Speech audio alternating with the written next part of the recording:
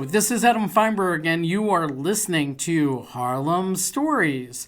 Thank you for listening. And, I want to say for those that are listening on a regular basis, thank you for your downloads and your listening. And hopefully I'm delivering content that is worthy of your listening time. And, I try hard, but every day or every topic that we wind up doing, we hope to do something a little different than what everyone else is doing, or at least, for the most part.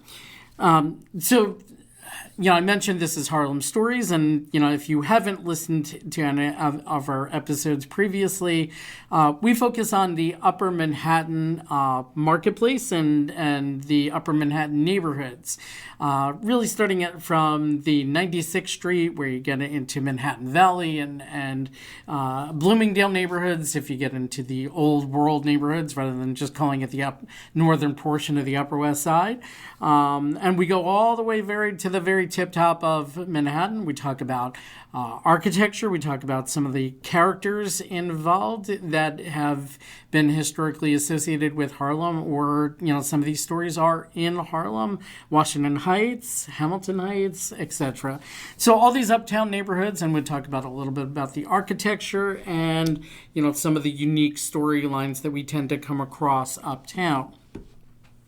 So today's episode, we're going to talk about buyer agent services and a little bit about the background that led us to in where we are today. So many of you, or perhaps even most of you, may have heard about that there was a game-changing lawsuit in terms of, buyer agent commissions. What used to happen is that, for the most part, that these sellers would wind up paying for the buyer's agent commission. And agents, could go out there and say, you know what, there's nothing out of pocket, it's free. When that was never exactly the reality, but it was close. It was one of those things that because the seller was paying for it, it was embedded in the price. Now, could you negotiate this? Yeah, absolutely.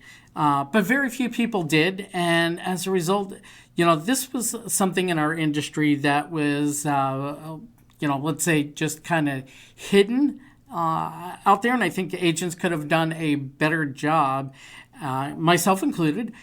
We could have done a better job, providing transparency in the process, in the cost, in the services, which I believe we failed to do.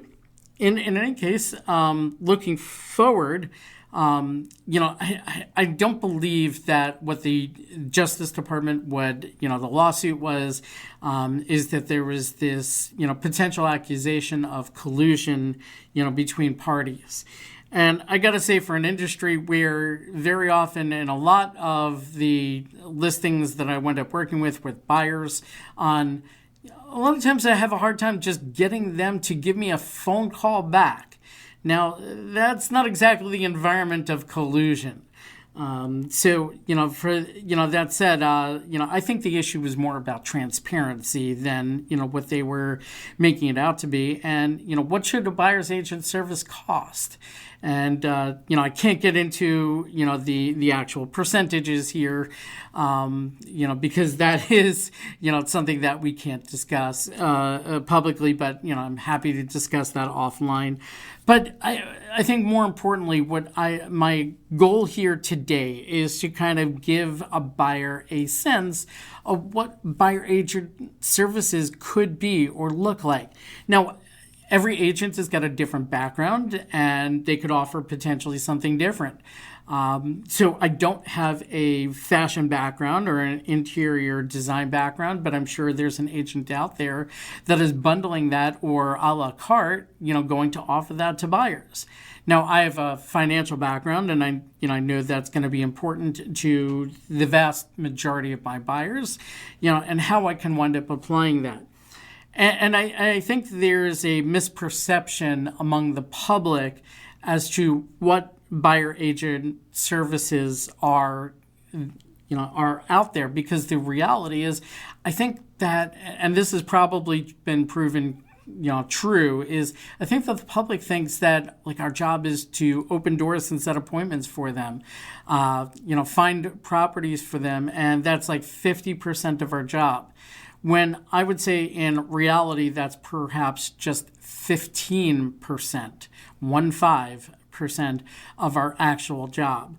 Maybe it could be argued, maybe it's 10%, maybe it's 20%, but the reality is it's nowhere near the 50% perception point.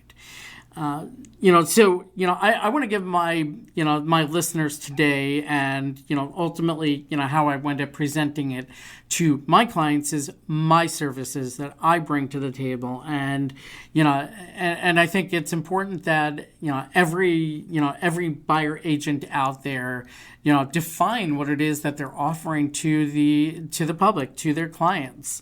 Or potential clients. And, this way, buyers can, identify, what's going to work best for them.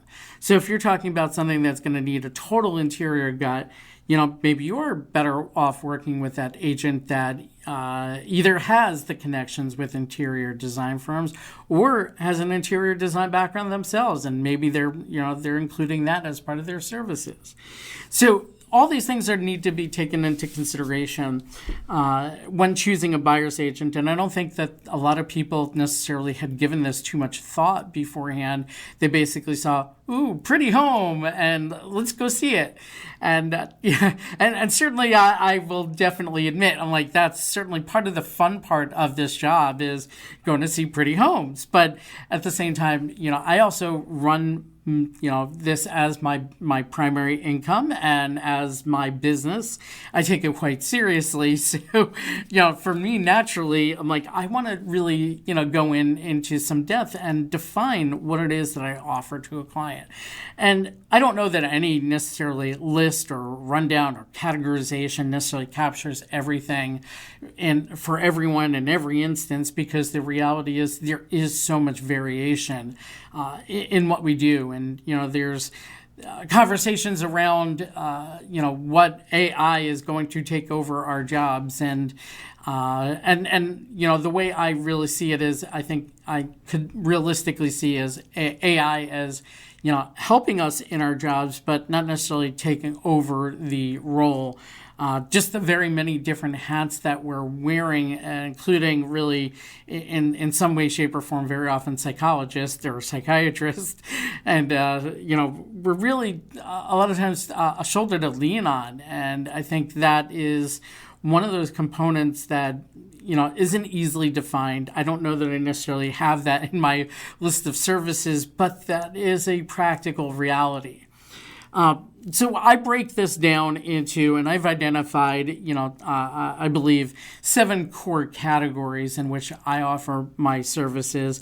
There may be more that I haven't categorized, but at a bare minimum, it helps with the starting point. So if there's a buyer out there that's thinking about like, okay, who do I want representing me? And a lot of times buyers aren't necessarily even defining it that way. They're basically Zillow, there puts them in touch with, somebody, or they have a friend of a friend and, who recommended them, or any number of other scenarios in which they come across some, and they want to get started on a real estate purchase in terms of, this process. So a lot of times they're not necessarily thinking about all these different steps, but now with the decoupling of commissions and buyers, being asked to sign agreements before you get to even realize who your agent really is, you're being already asked to sign an agreement saying, I agree to pay, X percent or X dollars, and working with me on this search. And, any agent worth their salt should really be able to define what it is that you're bringing to the table, they are bringing to the table. And, on that, I've identified the 7 key categories, and I've got that. And just so that I categorize number 1, search and showings, which a lot of people take for granted, and they kind of assume that. On the second part, where people think that this is the other like 50% of our job, is going to be the valuation, offers, and negotiation category. And rightly so, that is a significant amount of, what it is that we do in terms of our job. Obviously that is just one small component of what we do, an important one, but no less, it is just a portion of what we do. The third category I would define as risk assessment and advisement. And I think this is something that a lot of agents out there are afraid to do when they're working with buyers. They basically see something, that is, pretty to look at, that fits a buyer's checkmark needs, but they're not necessarily looking deeper than that. And that is certainly something that is really important to me, especially having come from a finance risk background. And I wanted to make sure that that my buyers understood that I'm looking out for them more than just the purchase. I'm listening to, what their needs are in the long run, what their financial goals are and what they're trying to achieve. So, that is category 3. Category 4 is product knowledge. And, here in New York City, we have some very exotic types of transactions that you don't see commonly everywhere else. Obviously, if you've listened to any other of our episodes, you hear me talk about co-ops and how co-ops represent roughly around 70% or so of our total inventory. But, within the world of our products, it's co-ops, it's condos, it's condops, which is a kind of a hybrid of those two in a sense, and that's the short version. Won't get into all these things. There's condotels, there are SROs, there are townhouses, and the various categories of townhouses, row houses, brownstones, etc. So there's all these, and then even within it, it's like, do you understand what the products are themselves? So, for instance, up by me in Hamilton Heights and lower portion of Washington Heights, you have these buildings. They're Riverside Drive condominiums, and they were developed by one sponsor, and they have since kind of changed hands. But at the same time, understanding that even though each one of these buildings is run separately, understanding what is in common with these buildings, and how do we work with them, and how do clients understand each one of these buildings, or as a package deal, what do they need to know? Category 5 I call is the board package and administration grouping, and we'll get more deeper into that. 6 is going to be investments, and obviously I've got a financial background, but in any ways that I can help you into the analytics of so much of what we do, and I'll dive deeper into that as we go on. And then the final category is our internal network, all the different types of people that we network with as real estate agents. And it was kind of eye-opening to me, even though I knew this, but putting pen to paper and trying to define, who our internal network is, it kind of even surprised me. So, now that I've kind of described the core categories, let's do a deeper dive into each one of these, in terms of the services that I offer. And I'm sure every agent can come through and, give you a little bit of a different view depending on their background and their services that they offer. But this is what I bring to the table. So under search and showings over here, the first thing that we want to take into consideration is interpreting your wants, your needs, and also setting expectations. So if I know that a buyer has identified, they want this and they want this and they want this and they want this, and I can tell them, I'm like, well, in the neighborhoods that you're looking for, if you're looking for a high tower, there's only a handful of buildings that are built in Hamilton Heights, in Central Harlem, in East Harlem, that are actually really tall. It's all relative and to the perspective of that. So if you're looking for a 25th floor apartment, That doesn't exist in the overwhelming majority of buildings in Upper Manhattan. So is it possible? Yeah, and you're going to be limited to just a handful of buildings. So I like to set those expectations in advance. We'll go through in terms of additional services. We'll go through and get you started on the REBNY financials, and that involves pre-qualifying the buyer to ensure that the listings match the buyer's financials. So if a building requires 30-40% down, and then you need to have 2 years post-closing liquidity, and you need to have a debt-to-income ratio of X. All of this, really determines what buildings you're going to qualify for. So if you're looking for, an apartment and it's in a building that you don't have the financial qualifications for, or maybe you do, but you don't necessarily want to tie up that kind of money in terms of putting such a large down payment down, or having that much money in post-close liquidity, perhaps those units are not going to be a good match for you. So I do like to kind of go through the buyer's financials, and we discuss, it's not just like being able to go and buy a condo and saying, what, I have 15% I can put down, and I can find banks that that might do that, but most want to see higher down payments in today's environment. But let's say you were putting 15% down, and that's not going to work in a co-op. So it's important for me to help you set expectations and identify what's real and what's not. Even if you insist, I want to do a lot of the property search myself, and I don't necessarily want to take that into consideration. What I've had clients do is they might be looking online themselves, and they'll send me the listing and say, what do you think about this?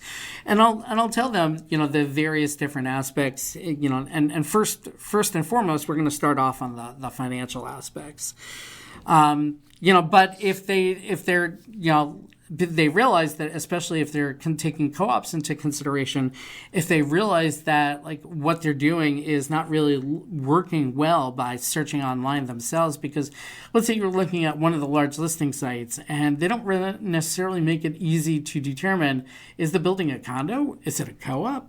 That's one of the things that can help differentiate for you.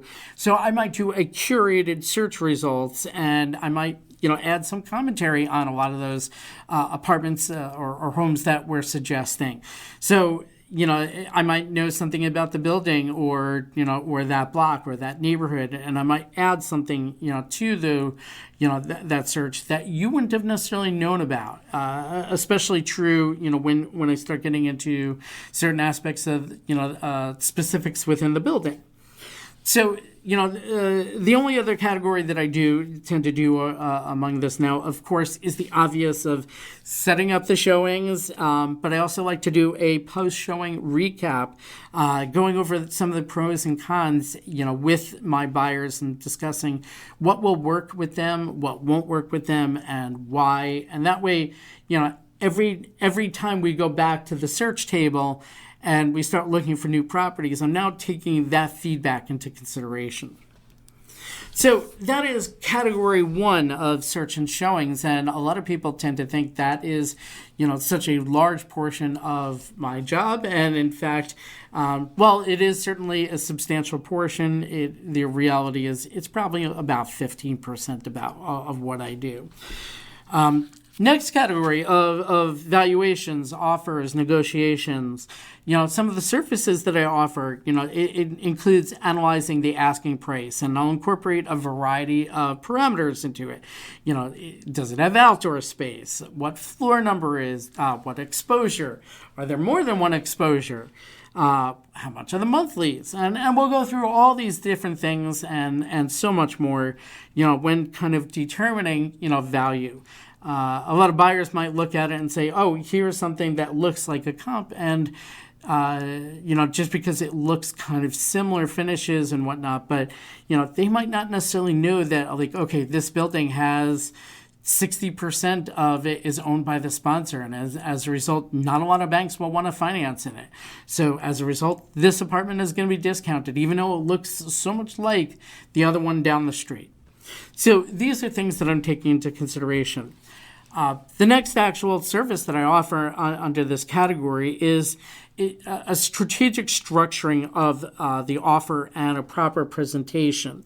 So, I go through this and, I'm offering the listing broker all the details they need to go back to their client and basically sell me and my client's offer to their client and say, these are the reasons why you should, say yes to this offer, or at a bare minimum, I like this broker because they laid out all the details in one place, the way I can see it in a very concise way.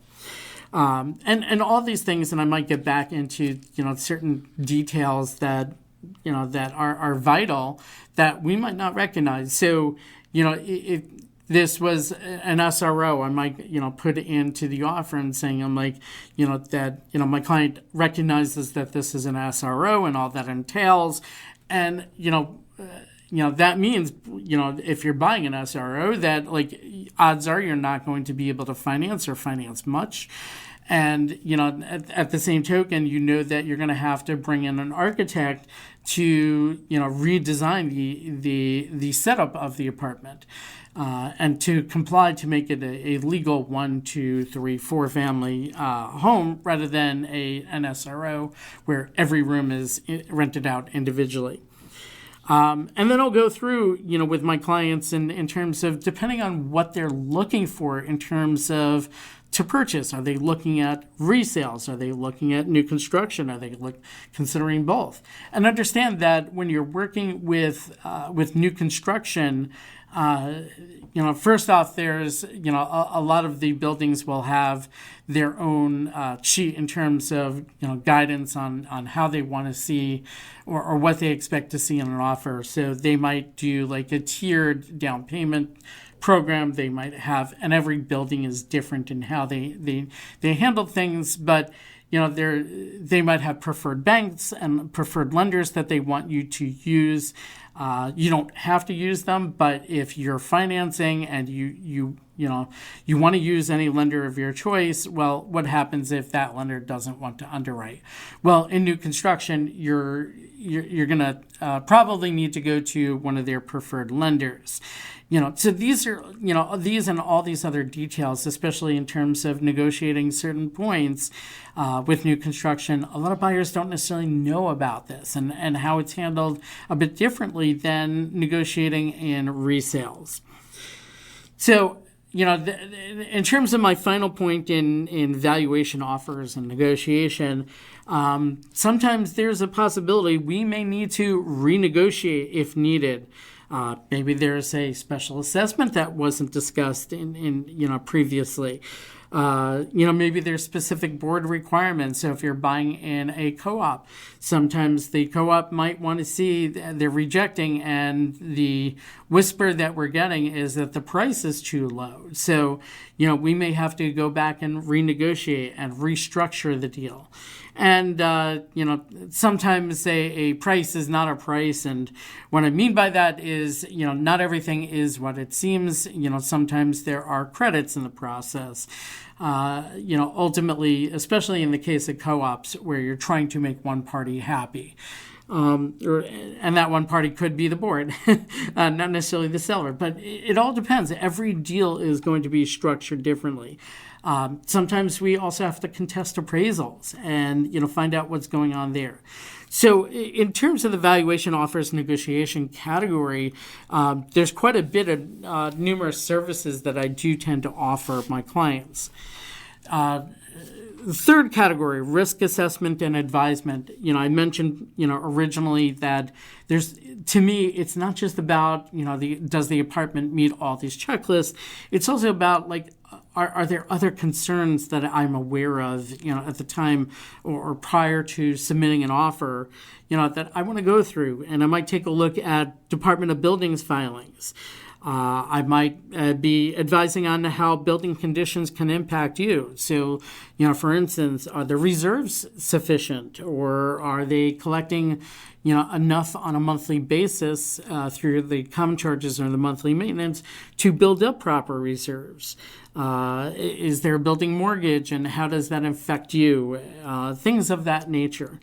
One thing that I encounter often in terms of Upper Manhattan that you're not going to find so much many other places in the city. Maybe you'll see it in Brooklyn, Queens, but in terms of Manhattan, you're really not going to see many tax abatements anymore. But in Upper Manhattan, you can still find some that have many years remaining on the abatement, a lot of times buyers are going to ask me, well, what happens when the tax abatement ends? What are my taxes going to look like? And the reality is I can't answer that question because we don't know what tax policy will be in the future. And we only know that what the taxes could be if there was no abatement today. And I can help you figure that out in terms of condos that still have a tax abatement. And, finally over here, it's important to understand the common charge or maintenance structure. Now, a lot of times I might not necessarily have the building financials until we have an accepted offer. But, sometimes I can tell by the size of the building and, or having done deals in the building in the past, I'm like, how does the building tend to operate? Now, things can change from year to year as, board members change and they might have different philosophies.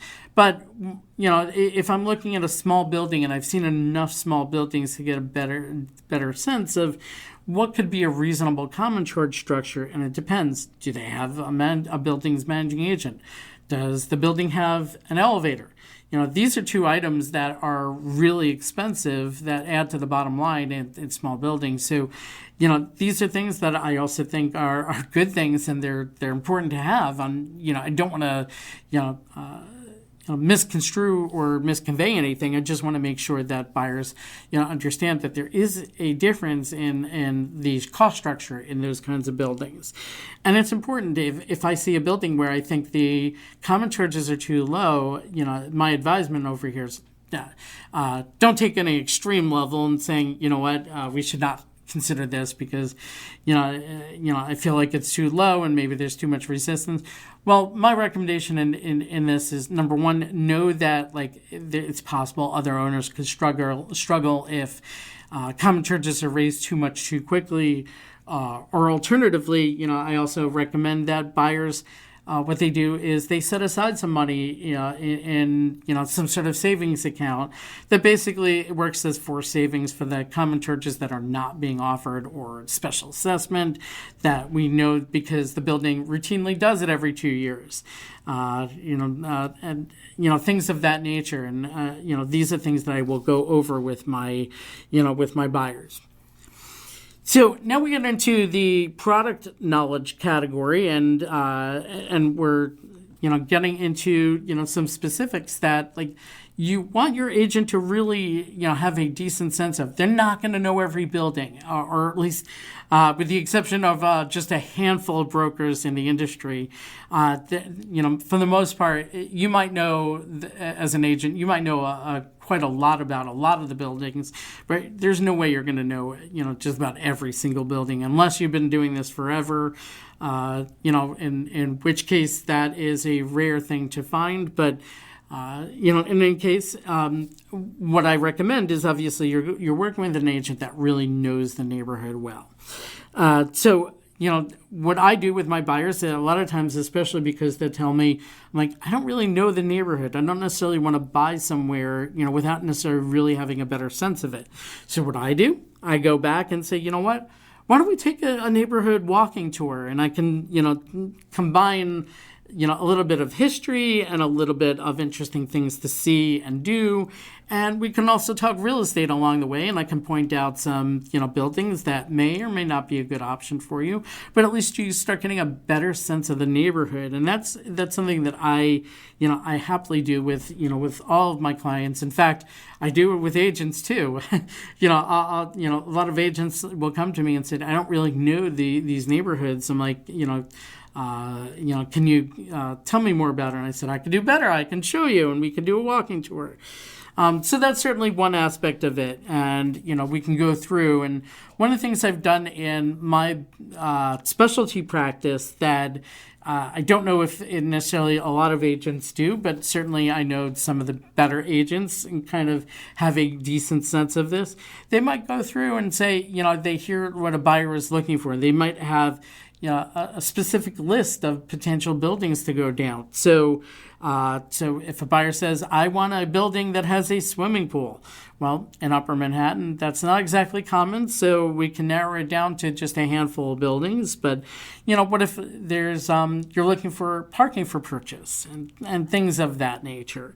So, maybe it's a washer dryer that is vented, or you want central air. These are all things that I've taken into consideration and have done, searches for. And if I haven't, it's something that I'm willing to undertake because I know that I can use it, for multiple clients. So these are among those things that I'm doing, but it's also the building specifics themselves in terms of their financials. So, we've talked about this, a few moments ago in terms of, curating search results and that, but I'll go through building specific components and financials. So the down payment amounts, a conservative versus a liberal co-op, co-ops that, that you can sublet in, freely. So all these things are things that I can that I'll go through and consider. And a lot of times, again, clients will, even though I've got a search set up, maybe they find something they get all excited about and they're like, tell me more about this. And, I will tell them more about it. So we go through these kinds of things and I'll walk them through these kind of building specific components, the buyer financials that are needed, if that applies and things of that nature. And one final category about product knowledge that I'll go into, and I think this can go into, the evaluation offer negotiation stamp bucket as well. But I have, as an agent and as a full service agent and a premium agent, I have access to market intelligence tools, and I know not every agent is a subscriber of these kinds of things. So I go into valuation insights, market dynamics. If we're looking at new construction, I might go into like the shadow inventory and things of that nature. So I think that gives you a decent sense of like on the product knowledge side of the equation. From there, we jump into board package and administrative functions and things of that nature. Things that I don't personally love to do, but it is a vital aspect of the job. So you might be working on preparing and submitting a condo and co-op application. Now, I've had buyers, especially in condos, where the agents have done nothing on this end, and it winds up getting rejected, and it winds up going back to the buyer and the buyer's agent to redo it, and that's because they're not doing it necessarily in a professional manner. I've seen a lot of buyers that have been shortchanged in this process of not doing it professionally. It takes longer. It's more effort ultimately in the long run because they're doing things twice. So a lot of those things that's baked into the services that I offer.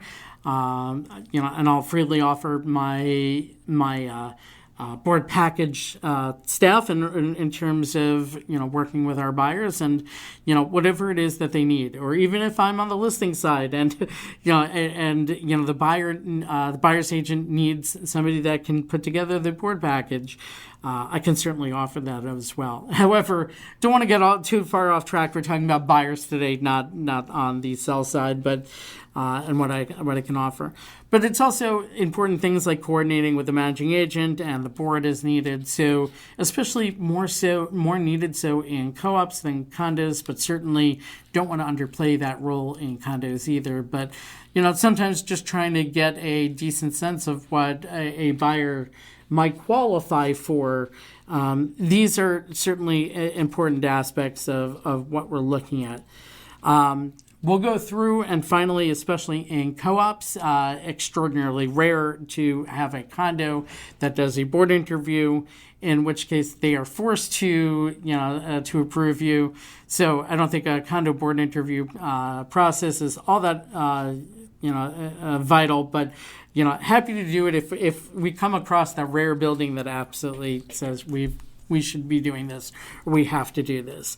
But what we'll do is we'll go through a mock co-op board interview, and we'll actually even go through some scenarios based off of your own financials. And this is something that we dig deep into your board package and your personal situation. So, for instance, a question that a buyer might be asked, and I'll role play this with them. And, what happens if there have been job cuts from your company that have been in the news recently, and the company has indicated that there's probably more coming?